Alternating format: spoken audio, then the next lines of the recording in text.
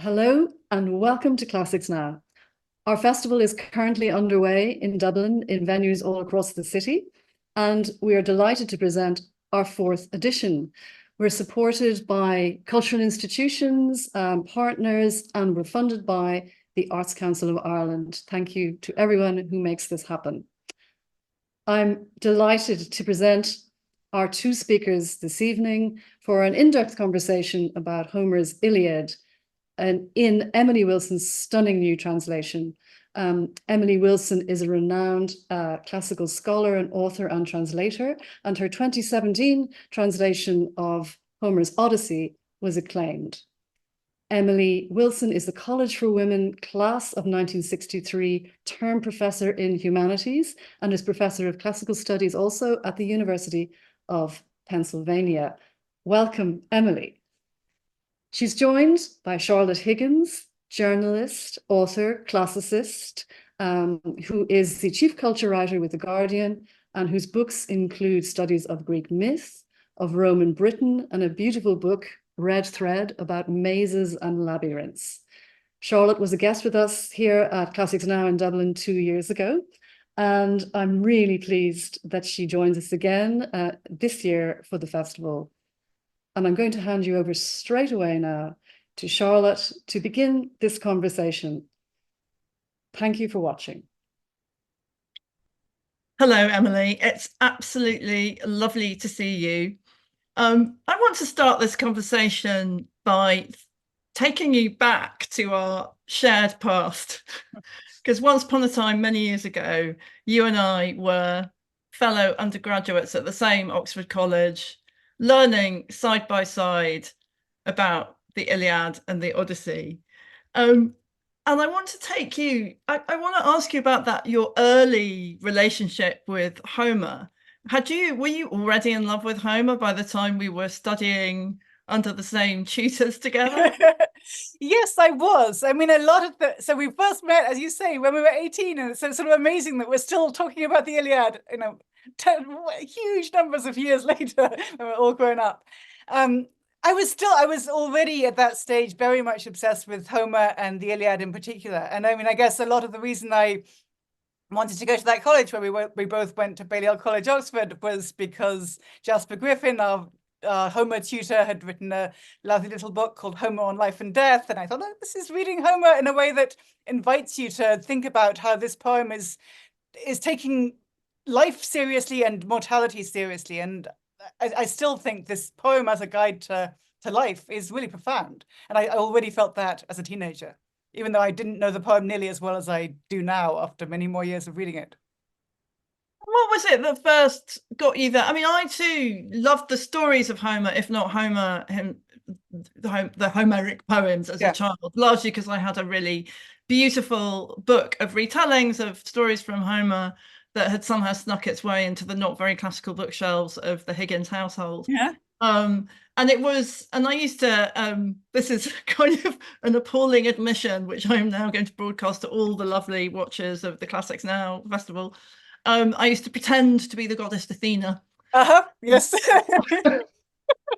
Yes, I mean, I think in a way we have that in common, because I think I've probably told you before that my first exposure to Greek myth was doing an elementary school play where I got to be Athena, and it was so exciting to get to pretend to be a badass goddess and make your own helmet and guide Odysseus around the Mediterranean. But you know that even though you're both supposed to be smart, you're the really smart one, and it was exciting, and that inspired me to want to read all the kids' retellings and read Rosemary Sutcliffe and later Mary Renault and all these children's retellings of ancient history and Greek myth, which a lot of that comes from Homer. Yeah.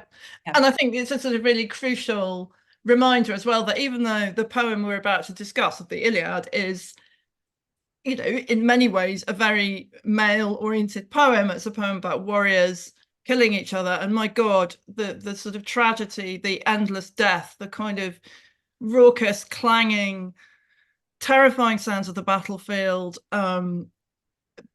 and yet actually it has remarkable female characters in it. It has extraordinary domestic moments. It takes you far away from the battlefield through its extraordinary imagery, and it's so much more than just a poem, as it were, of violence, although, you know, that does lie really, really strongly at its heart. Absolutely, yes. I mean, I think the fact that, you know, but you and I as children fell in love with Athena, but the Iliad and the Odyssey both have the goddess who shapes the whole story. That in the Iliad, it's Thetis, a character I think as a child I didn't really understand or take seriously, but the whole wish of Thetis to restore her son's honor, which becomes this tragic plot where her desire to make it up to him for being so short-lived actually reduces his lifespan and causes the death of his dearest friend.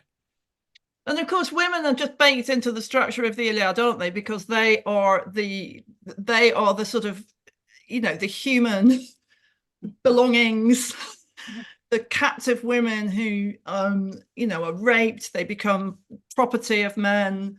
They are the absolute human cost of war, but also its currency, its causation, in terms of the Trojan War.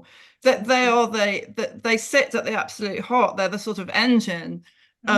Of these epic, well, particularly of the Iliad, without necessarily having very much agency. Or maybe you would disagree with that last idea. I mean, I think it depends which woman, right? But I think in terms, we've already talked about goddesses as having huge amounts of agency, but the mortal women tend to have far less agency, unless it's maybe Helen, because she's a daughter of Zeus and seems to have this different kind of capacity to narrate her own story and control her place within it to a much greater extent than other mortal women.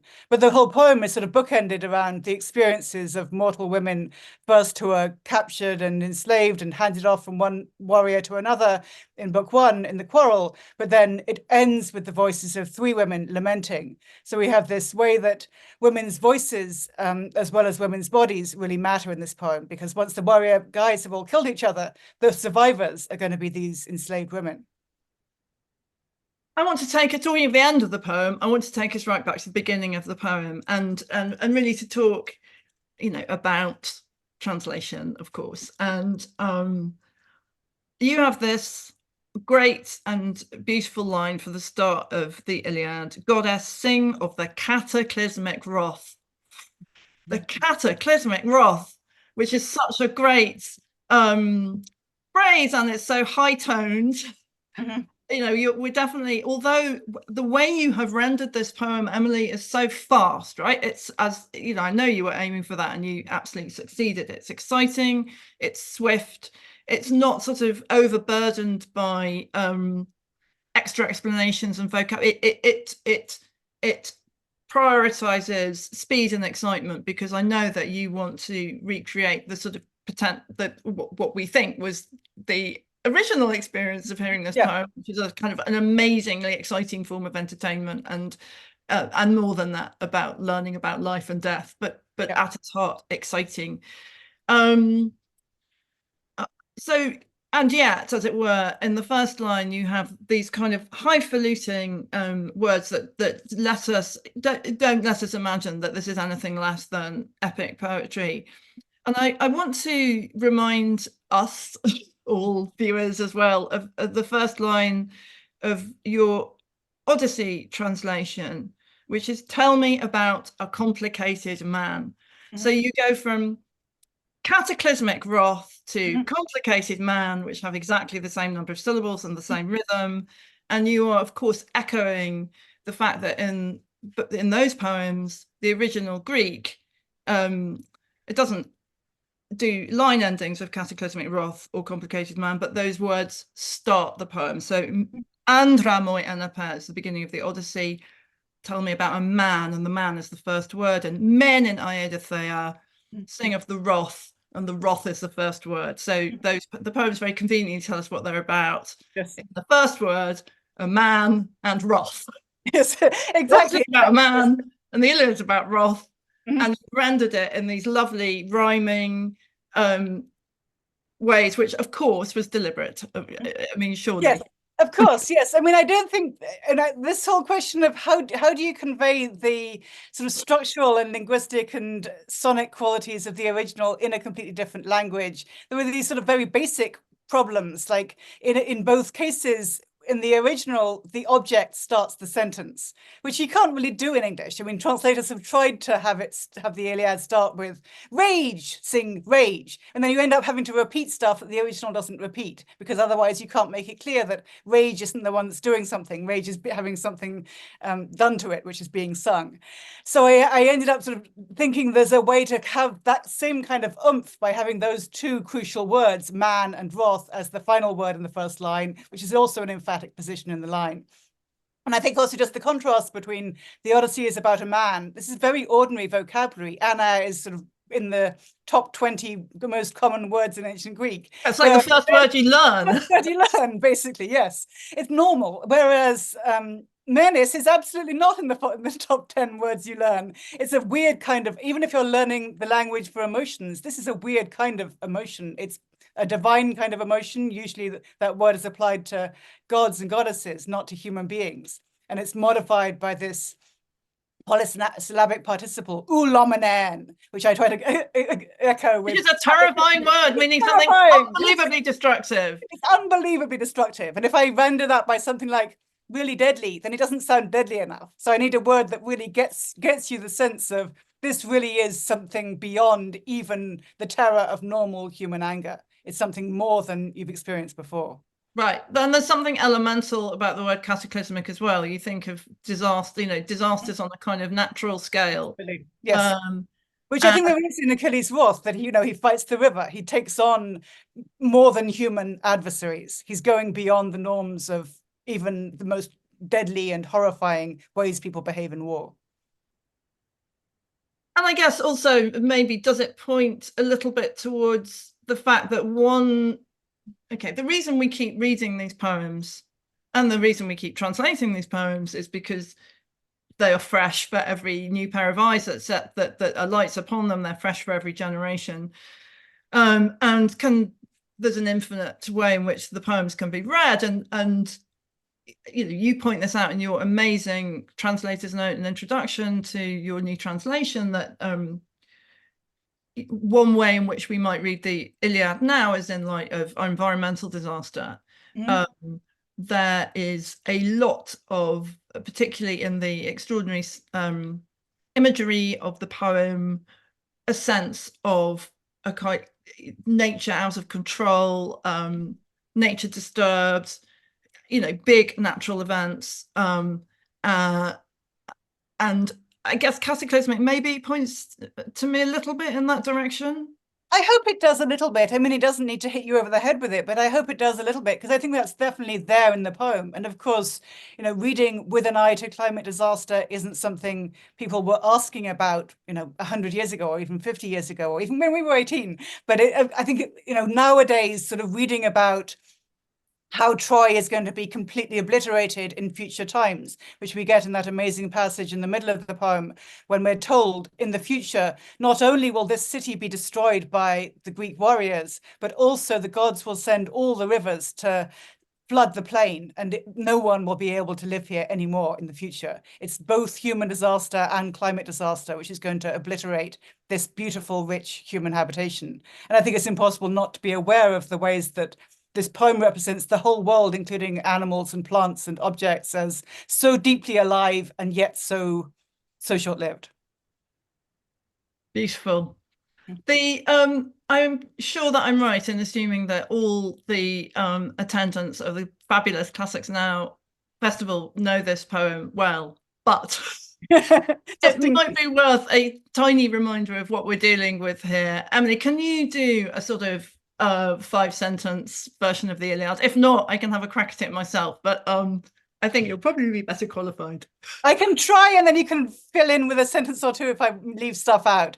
So if you haven't read the Iliad recently, you may think this is going to give you the whole story of the 10-year Trojan War, which started off with, as we hinted at when we were talking about the abducted women, the abduction of Helen from Greece to Troy by Paris of Troy, and then the Greeks all assembled together to get Helen back. But unluckily, Troy has magical walls, which mean it's very difficult to take the city of Troy. So in the end, as we all know from our kids' retellings of Greek myth, they have to use the stratagem of the wooden horse to sneak into the city and do a surprise attack. Most of that does not occur in the Iliad. So I think it's just worth flagging just how weird this poem is as a poem about the Trojan War. It doesn't have the beginning, it doesn't have the judgment of Paris, the judgment between the goddesses, doesn't have the abduction of Helen, doesn't have the end of the war, doesn't have the death of Achilles, doesn't have the fall of the city. Instead, it all takes place in a month and a half in the penultimate period of the war. And it doesn't focus primarily even on Greeks versus Trojans, but on Greeks versus Greeks. It starts off with a quarrel or conflict, not between Troy and Greece, but between Agamemnon and Achilles, who are supposedly on the same side. But this question of, who are your enemies? Maybe your friends are even worse enemies than your supposed enemies are, seems to run through the poem as well. Conflict is not something that's just happening in war. It's also happening in every community in this poem. So it focuses on first the rage of Achilles against Agamemnon, who humiliates him in the Greek council meeting by taking from him the woman he's been trying to enslave. Achilles prays to his sea goddess mother, Thetis, to restore his lost honor, which she does with the help of the sky god Zeus by ensuring that while he sits out of the war doing nothing, usually not a good way to ensure a massacre and retain a lot of and get a lot of honor, just sitting there, doing beach. Yet he does that for most of the poem, and as a result of doing nothing, he's the action hero who's the inaction hero. Hector, the great defender of Troy, insists on leaving his family and fighting across the plain and almost setting fire to the Greek fleet, which of course would be a disaster for the Greeks. In the absence of Achilles, the Trojans are doing very well. There are lots of backs and forths about that. And Achilles' dearest friend Patroclus begs him to go back, or if not, to go back to fighting to get Hector away from the fleet, at least to let him go wearing Achilles' armor, pretending to be Achilles or to be his second self, to fight Hector at least back from the ships. He goes, and Achilles says, you've got to turn around as soon as you've done that. Don't go too far. And we know as soon as we get that warning, he's going to go too far. It's going to be horrible. And of course it is. And even though the fact that we know it's coming doesn't make it any less painful. Patroclus has a lot of things in common with Achilles there, including the desire for massacre and glory. He keeps fighting. Inevitably, he gets killed. So then Achilles' wrath changes. So he's no longer full of fury as much against Agamemnon. He's full of fury against the killer of his dearest friend, and by extension against the whole of the Trojans. He fights and fights and fights in terrifying ways, fights the river, eventually devastatingly kills Hector, and even that's not enough. So he keeps dragging his body behind his chariot, humiliating him in front of his parents, slaughtering Trojan boys on his funeral pyre, still not enough. And the poem ends with this pair of culminations of both the funeral games, which seem to suggest a way of horrible competitive societies of toxic masculinity working together as long as you do enough sports. And then the other possible answer to the problem of conflict, which is maybe enemies can eat together and have this moment as Priam comes to beg for the body of his son back from Achilles, who killed him. And he does this terrifying, beautiful journey through the Greek encampment to kiss the hands that killed his son. And Achilles gives back Hector's body. And then we end with the laments of the women for Hector and implicitly for the city that will soon fall. Thank you, Emily. That was really bravura and really useful. And I think it gives this sort of great sense of this immense architecture of this poem, which, there are various ways of cutting the cookie and seeing where the fault lines of the poem are, where its sort of structural building blocks are placed. But I always, reading it, if I read it through, just read it and translate in your wonderful translation, Leslie, you get this wonderful sense of, to me, a kind of crest of a wave, which rises up and up and up to the point where Achilles' superhuman anger is visited upon the Trojan enemies. And then it kind of breaks when he kills Hector. An incredibly moving and terrifying scene. And then the wave sort of withdraws in this much quieter, quite edgy, strange, and still fearful making scene in which Priam, the grieving father, confronts or goes to see the killer of his son, and they eat together, and he takes away his son's body. And I mean, it's it's just the most sort of staggering poem. And I want to ask you about rendering the emotional world of this poem, because you know, what we've described here is a world of immense anger, but also we've hinted at it's a poem of absolutely extraordinary grief, actually. Yeah. And the deaths of, you know, characters appear in order to die, which isn't to say, or to be killed rather, which isn't to say that Homer isn't brilliant actually at differentiating, you know, the characters, even very small characters, are extraordinarily well drawn. But there's a kind of, what I would like to ask you about really is how is it that Homer is so emotionally truthful, which I think this poem is, right? When grief is described, if you've lost someone close to you, you can recognize the emotions being described in this poem, but at the same time these emotions are quite alien in other ways. I mean, Hector wants to eat the heart out of his enemy. I mean, this is big, and the way emotions are expressed are incredibly sort of embodied, aren't they? Yes, that they are. These, unlike our modern heroes who are kind of stiff upper lip and kind of stoical, these are men who embody, who weep. So how do you deal with that kind of, both that familiarity and that alienation as a translator and as a reader of Homer?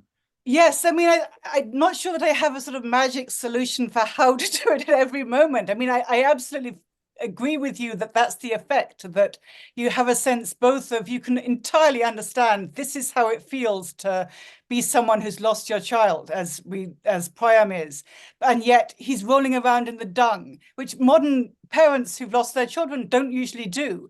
The whole ripping out of hair and slapping of thighs, and the ways people express their grief isn't necessarily the same in terms of its physical manifestation, or the ways people express their anger isn't exactly the same.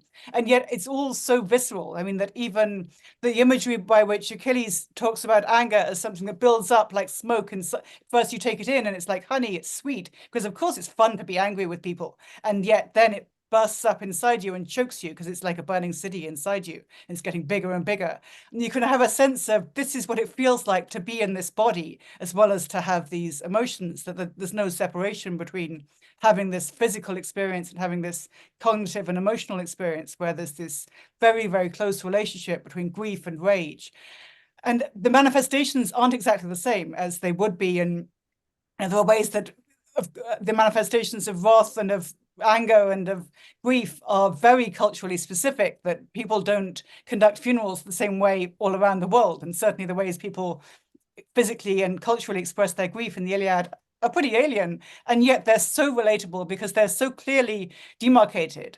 And there's, to me, there's just this sense that I need to be as clear as possible, including the clarity about this is a different practice from the one that you may be experiencing if you experience overwhelming grief, and yet we're taking it completely seriously. We're not sort of distancing on the level of, look at these funny customs from long ago by primitive people. I want to just avoid as far as possible inviting the reader to have any sense of that. Sort of, I want to make it clear that this matters, and this matters to this person matters. And if she wants to eat his liver raw, I can kind of relate to that while I'm in the moment of of understanding what it's like to be aware of, losing many children in war.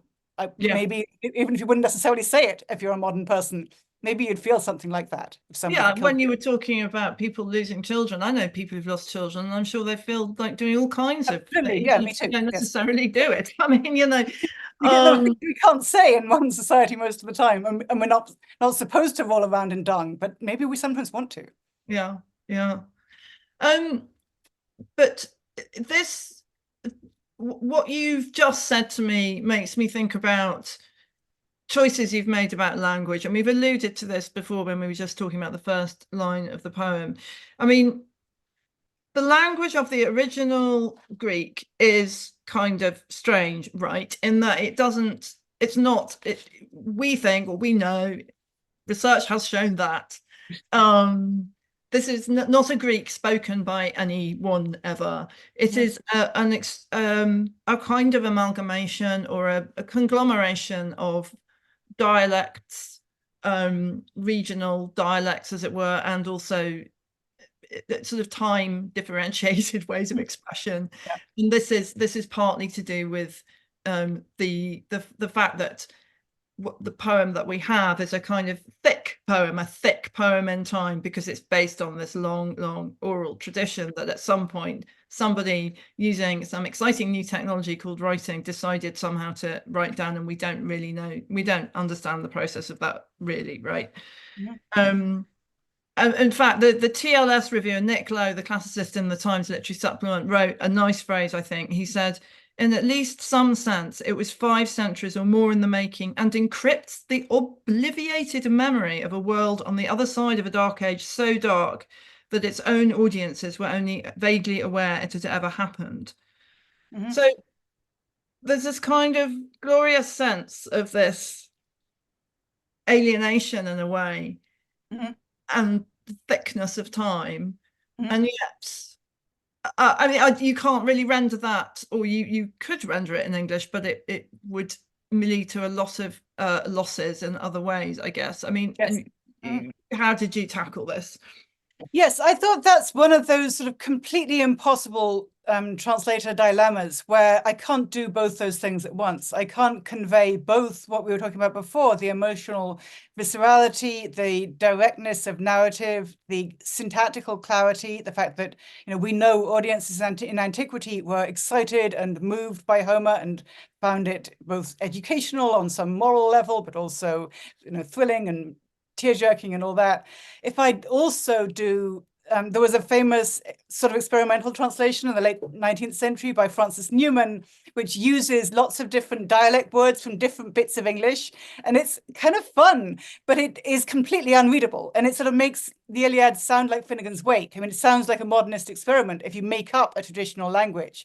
And I thought, if I do that, then I can't do anything else. And I kind of think that that's both already been done and is not the most useful thing I can do in terms of conveying why do you care about the Iliad? Why should you read the Iliad? And could you manage to get through more than a page or two of the Iliad? Which I don't think you can if you're reading Newman, whereas you can if you're reading the original. Because the thing that stands out to you most, I think, from the poem, if you're reading the original and you've put in the work to read it pretty well, it isn't all the time you're thinking, wow, this language is weird. And most of the time what's at the forefront is Priam's kissing his son's killer's hands, and that's heartbreaking. And you may also be aware of the musicality of it and the sound, the way the sounds contribute to the emotions. I felt I can do some of that, and in a way do some of the sense of alienation by using very regular meter. Most readers of my translations are probably not going to be people who are used to reading an epic poem in metrical language. They may, I mean, most people don't read that kind of thing most of the time. So I felt in a way I've already done some element of poetic artifice just by using regular meter, which isn't done by most translators over the last 100 years. Do I need to go extra by adding in a bunch of words that are archaic or come from 300 years ago? I kind of think, well, the cost of that is going to be too high, and I'm going to lose too much of what else I want to achieve. Yeah, this is just a really interesting example of how you can't do everything, right? The translator has to make choices, and you have to sacrifice some things on the altar of another thing. I suppose we can't really think of the Iliad as like Finnegan's Wake. Yes, because the Iliad was such, and I tread carefully in the context of a Dublin-based festival, but even though this language was buried deep in time in some ways, it was also so culturally omnipresent as a poem, wasn't it, that I can't imagine that it was anything other than deeply familiar to most people in a lot of Greek history. Is that fair enough? Absolutely, that's fair enough. And also the Iliad itself is sort of at the cusp of the movement towards more pan-Hellenism, towards more idea that all Greek speakers of all the different Greek dialects do have something culturally as well as linguistically in common. The whole story or myth of the Iliad is about Greek speakers from all different parts of the Greek-speaking world doing something together. and how difficult that is, because Achilles and Agamemnon do not get along, and yet it's also positing a possibility that there could be something that we all share, which might include the Iliad. And of course, the Iliad became central in pan-Hellenic civic and religious festivals in later periods of antiquity, that it was performed out loud, not just at private dinner parties, but also when Greek speakers were getting together. And presumably also, I mean, a lot of this is kind of speculative, but people, rhapsodes performing bits of Homer could, of course, choose to use the bit that speaks most to this occasion, or this people, or this moment, or do you want the bit about the Boeotians from the catalogue of ships? It's really long, but if you happen to be in Boeotia, maybe that's exactly the bit you want. So, and of course, you're absolutely right here, digging into the performative nature of these epic poems, and the fact that it becomes very clear, I think, when you're reading them, how obviously they sit at the origin of Greek theatre, and therefore of our own Western European classical theatrical tradition. They are performative. And the fact that you've rendered both the Odyssey first, now the Iliad in the iambic pentameter, the sort of English, the English verse of rapid, epic, and dramatic verse, sort of, absolutely invites the reader to take it up and start reading it aloud. But did you? I mean, like you've done the Odyssey, and then remarkably you turned to the Iliad, and you have said to me before that you sort of felt maybe that translating an epic poem you assumed was going to be the best training for translating another epic poem, but actually it didn't work out quite like that, did it? It was tricky to find a way into a fresh poem. So can you tell us a little bit about that? How you found your kind of next epic voice, your voice of bronze, as you voice of bronze. Yes, introduction. I mean, it's partly just that I love the Iliad so much. I mean, I love both of them, but the Iliad is so intense, and I felt that I'd managed to get a voice for the Odyssey, and after struggling with it for 5 or 6 years, I felt I'd sort of got a way that I could include the various different moods and voices of the Odyssey. And I felt, even though the language of the poems, obviously, that these poems really work as a pair, they in a way answer each other, and I think one has to read them together. And yet the Iliad is so much more intense and has all these different things which sort of stand out in a different way in the Iliad. On the most basic level, there are just so many more lists of names and patronymics, and he's the son of so-and-so, and I'm not going to skip that because it's really important in a poem where people die for a name, and the whole homosocial bonds of how men relate to each other. It hinges on these naming and cataloging of names. So I still wanted to prioritize pace, and with the Odyssey, I thought I need to prioritize pace, so I'm going to limit myself to the same number of lines. I thought I would do that with the Iliad as well, and I realized I just couldn't manage it. I just needed a little bit more in terms of line count. And I think once I'd made that decision, which I did, after a great deal of agonizing for months and months about it, and sort of thinking I've really got to try to make sure I can keep the pace, and how can I do that if I let myself have... You wrote Alexandrines for a bit, didn't you? I thought about that. I tried. When you donate your papers to whatever library, we'll find some kind of Alexandrine. Crappy little notebooks with the crappy Alexandrines. I don't know. I just felt like I mean, English doesn't naturally go into Alexandrines. I mean, it's unlike either French or German, where I think it's much more possible to write in viable hexameters. At least I can't do it in a way that I find convincing.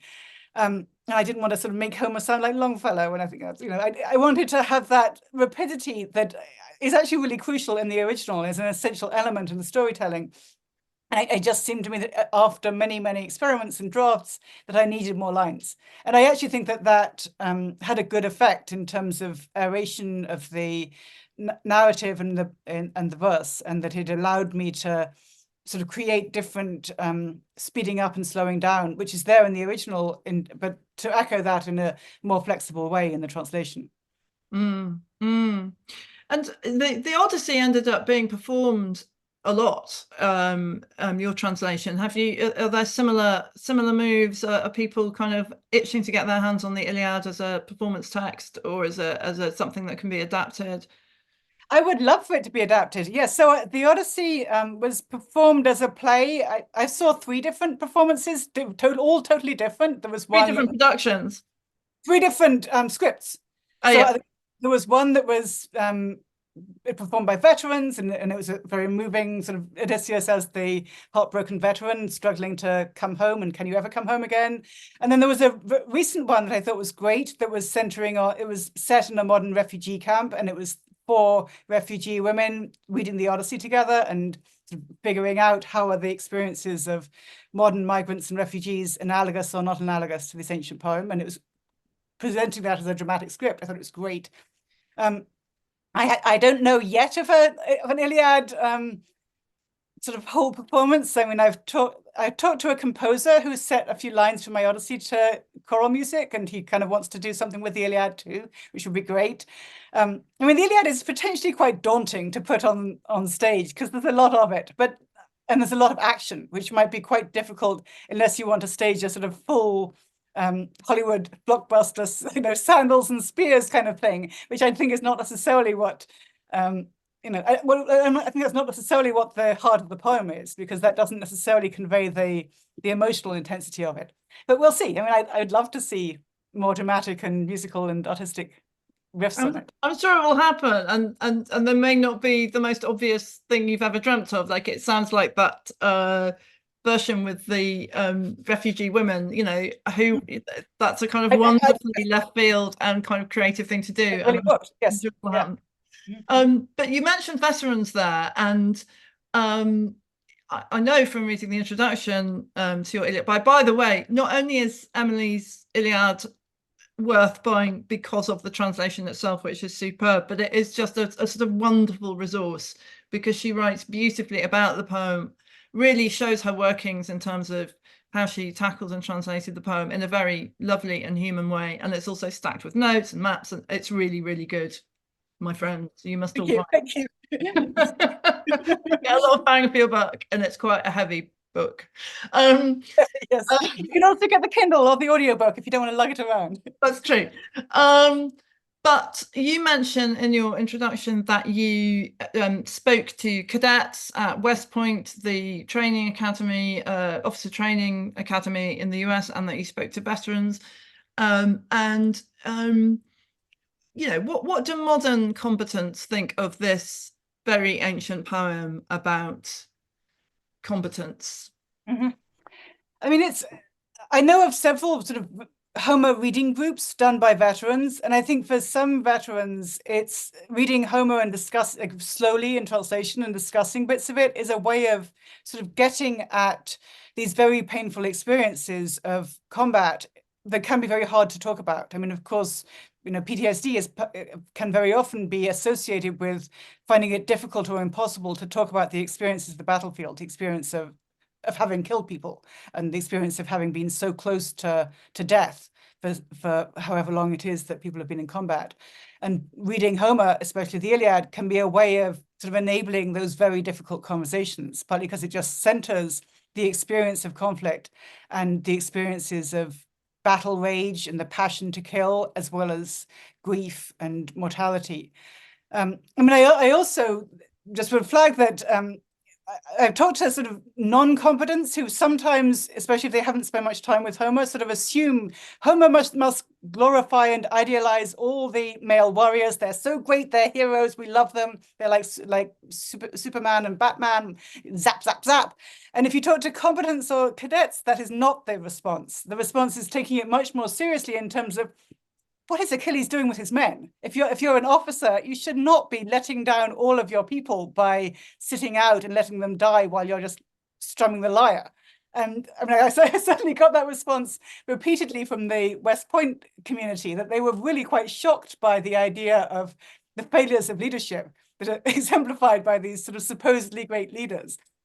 which I think also gets to the way the Iliad is really complex in its ethics and in its presentation of these, quote unquote heroes. They're not necessarily heroic from a modern standpoint, and every decision they make is very debatable. And that's part of the point, is that it's not, here is the good thing to do, and Achilles must be doing it at all times. It's very much not that way.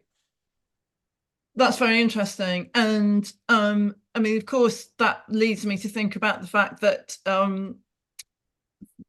the Iliad remains the great poem about war. And it's terrifying that we're living in at least 2 wars at the moment, in the midst of, and terrifying that they resonate so strongly. Actually, I think in different ways, the conflict in Israel, Gaza, and the conflict between Ukraine and Russia is I feel it. I mean, I've reported quite a lot from Ukraine, and there's a very particular thing which I will now describe to you, Emily, which is, it turns out that when, I mean, this is sort of obvious, but I kind of feel now that I've lived it, right? That if you've had a sort of event in which you might possibly have died, because there are missiles or whatever, life does become very bright and intense, and the sort of the sensory quality of the world is heightened. I really think that I've lived that. And I recognize that in the Iliad, because it is a poem of such immense darkness in many ways, but actually there is constantly this sort of sense that life is short. Life is like a kind of comet flying through the sky, and for those precious lived years, the world is very bright and delightful and full of extraordinary things and sounds and sensations of all kinds. And I mean, do you agree with me? I think the poem is very invested. I mean, clearly very invested in the sensory qualities of our beautiful world. I absolutely agree with you. Yes, I mean, so if you ever look up quotations from Homer on the internet, the most popular quote from Homer is the line from the movie Troy, like, everything is more beautiful because we're doomed. What line that Brad Pitt says in the night scene in Troy. And I sort of think, is this completely bogus? Of course it's bogus, because none of that passage literally comes from Homer. But on some other level, as you're saying, the awareness of mortality and the beauty of those who are mortal and how bright they shine, how bright we shine, is absolutely there in the Iliad. The way that Achilles is sort of repeatedly compared to a flame, that he's bright and his armor is bright, and it's associated with how swift his fate is, how swift his death is, and how swift his feet are. And that Hector in different ways has this incredible beauty, because we know in a way that he himself doesn't quite know, that these are his last moments alive. These are his last days, and they're beautiful days. But there's also something so terrible about the fact that it's the last for him, and it's almost the last for his city, and it's the last moments of his son's life, and the last moments of his family having any kind of freedom. I wonder, it would be great to hear a tiny bit. And I wonder if there's a tiny bit of Hector and Andromache's farewell in book 6 that you could possibly read for us, Emily, to give a sense. I will just continue talking until you give me a signal that you've found the place. You found the place. I can stop talking. You can talk. You can talk and set it up. Well, that this is a moment in which Hector, the great Trojan hero, and his wife are, well, she's trying to persuade him not to advance towards the Greeks, but just, as it were, simply to defend the city. And you get this. Actually, I think what the terribly moving thing is that she foreshadows this, frankly, Gazan catastrophe that is going to happen to Troy. She talks about her early life and how her entire family was killed and her city was destroyed, and she foresees accurately that this kind of complete destruction is going to be visited upon Troy. And it's a moment in which this kind of grief of before and after and now, all sort of concertinas, but also via this extraordinarily tender and loving scene between a man and a wife and a tiny child who is going to die. Yes. And also contains a figure I'd never noticed before I read your translation, Emily, because you are so accurate and so clear about social status in this poem. There's a slave in the scene too. The slave who is holding the baby for most of the scene, and who have, in a way also, we've heard about Andromache's past and how all of her male family members, apart from her husband and baby, have been killed. But then there's also this enslaved woman who presumably is Andromache's future, that's what she's going to be very soon. And Hector has this, I'll just read a page. Hope for his baby, which we know as people who are well informed about the mythological tradition, isn't going to be fulfilled. We know that baby's doomed. And the baby's called Astyanax, the city's lord, and the city isn't going to have a lord. There isn't going to be a city. So I'll start with Hector's wish for his baby.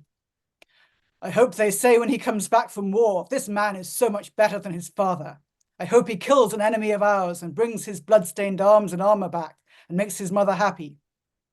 With these words, he gave his son to his beloved wife. She let him snuggle in her perfumed dress, and tearfully she smiled. Her husband noticed and pitied her. He took her by the hand and said to her, "Strange woman, come on now. You must not be too sad on my account. No man can get away from destiny, first set for us at birth, however cowardly or brave he is. Go home and do the things you have to do. Work on your loom and spindle and instruct the slaves to do their household work as well.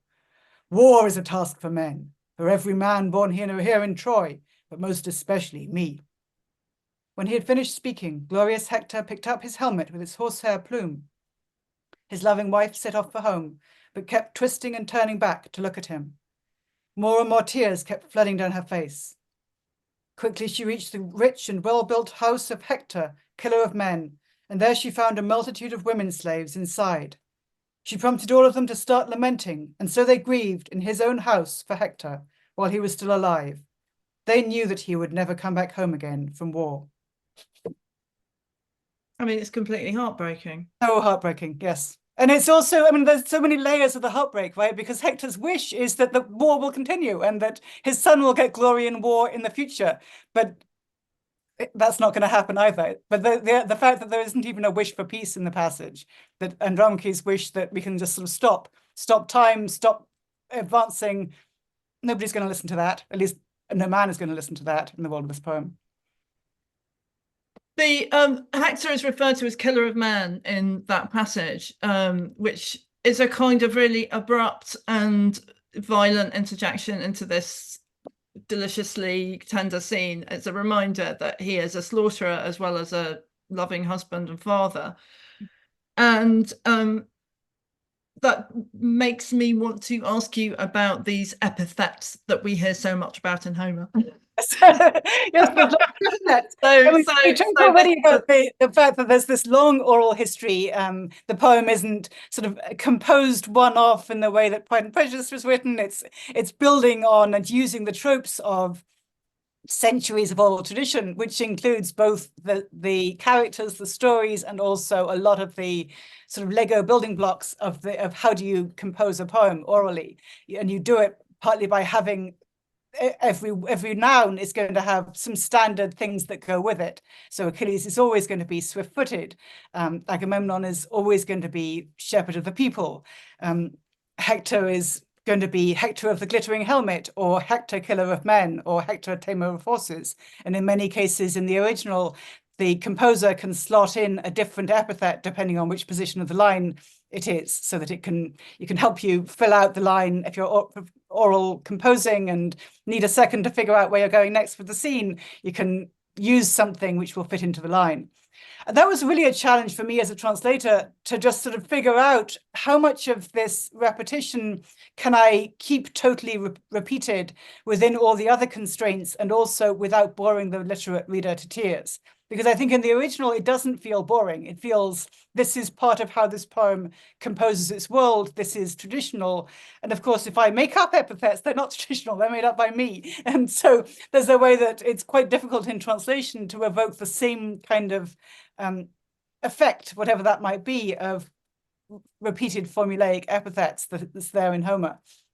And I hope that readers of the translation can sort of ease their way into it and start to realize, okay, he is swift-footed yet again, but we can cope with that. We know it's Achilles, and we know he's always going to have swift feet. And there's also a particular kind of enjoyment in many of these. I mean, as you say in that line, the fact that Hector is in a way startlingly killer of men, even when he's not killing people, he's still a killer of men, and that's part of what he's choosing in this scene, is to go on being the killer of men, not just the husband of Andromache, which is not an epithet of his, that he's going to be Hector of the glittering helmet, puts it back on, he's going to go and be a killer of men.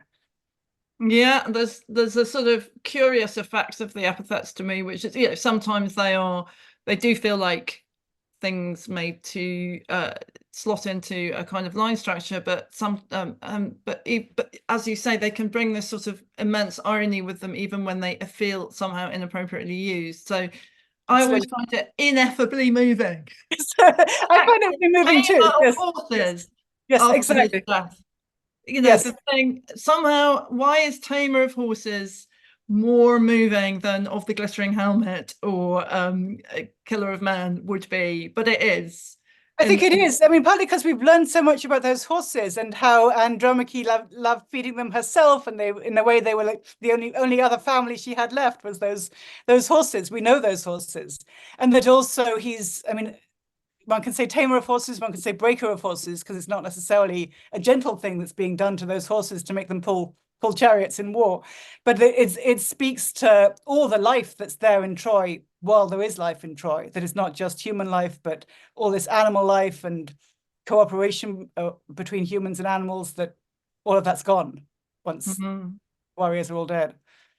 I mean, we've so got to wrap up, even though I feel like you and I could continue. Go on all night, but we must finish. But I think that's a really great way of just indicating the sense that, you know, all life is represented in this poem. You know, as you say, it's human, it's animal. This poem has a talking horse, very briefly, which is the most, it sounds insane. It sounds like something out of C.S. Lewis if you just say it like that.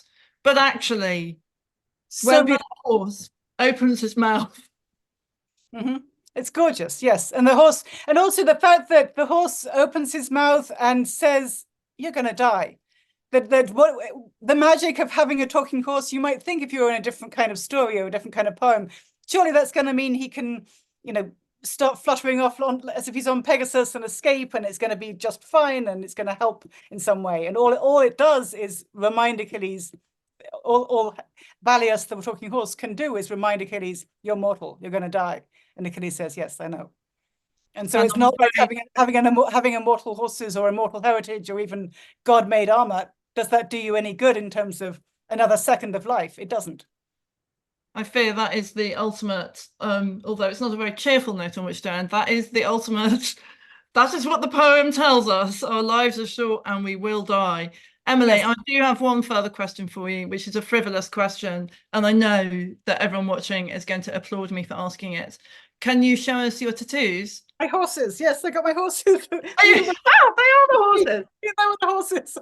Because they're called Xanthus and Balius, which is debatable, but seems to mean dapple and bay. So I have a dapple-coloured and a bay-coloured horse. I considered getting a charioteer behind, but I thought maybe we don't need that. And also, of course, in the poem, and this is another sort of heartbreaking thing that underlines what we just said about the theme of mortality, that there's a third horse who is killed. And so we mourn not just the human deaths in battle, but that mortal horse who isn't up to it. And of course he's not going to be able to escape scot-free from the battlefield. Almost nobody does. Well, Emily, honestly, thank you so much. This has been an absolute pleasure. I mean, we probably first started talking about Homer, although I would just ask everyone to consider for a single second what a dazzling experience it was to be near Emily as a young and much less competent classicist. You know, it's just so fantastic to be able to have these conversations from time to time. It's just always a really enriching and wonderful experience. And congratulations. Thank you so much, Charlotte. It was an honor to talk to you. I really enjoyed it. So fun. Thank you. Thank you.